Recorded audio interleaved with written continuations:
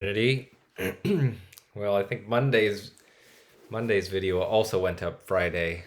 I haven't been on my A game the last week, so there were two Friday videos and no Monday videos. But I think that we're all going to make it regardless. Today, I'd like to read all of Proverbs 5 because it kind of is all gathered around this one theme about avoiding adultery.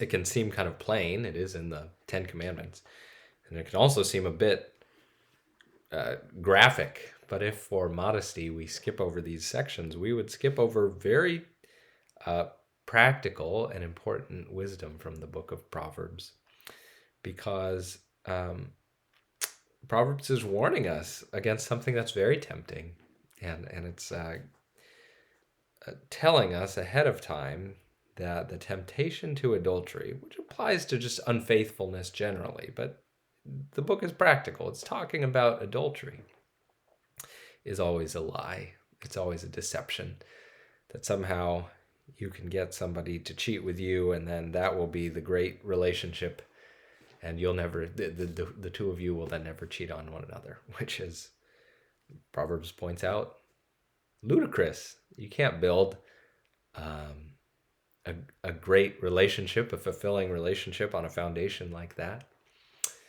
And yet the father of lies has been lying for a long time, and somehow he convinces people all the time to do very foolish things, to give up the good things they have for just foundationless things that they wish they had.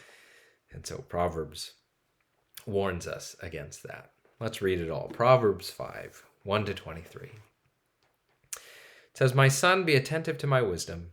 Incline your ear to my understanding, that you may keep discretion, and your lips may guard knowledge.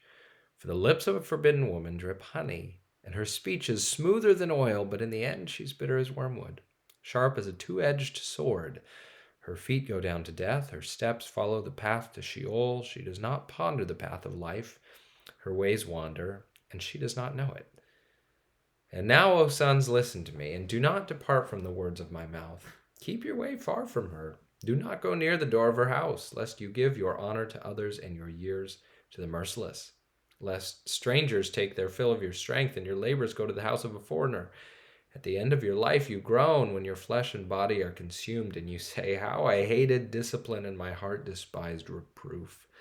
I did not listen to the voice of my teachers, or incline my ear to my instructors. I'm at the brink of utter ruin in the assembled congregation.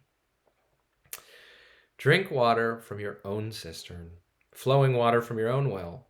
Should your springs be scattered abroad, streams of water in the streets? Let them be for yourself alone, and not for strangers with you. Let your fountain be blessed, and rejoice in the wife of your youth, a lovely deer, a graceful doe. Let her breasts fill you at all times with delight. Be intoxicated always in her love. Why should you be intoxicated, my son, with a forbidden woman, and embrace the bosom of an adulteress? For a man's ways are before the eyes of the Lord, and he ponders all his paths. The iniquities of the wicked ensnare him, and he is held fast in the cords of his sin.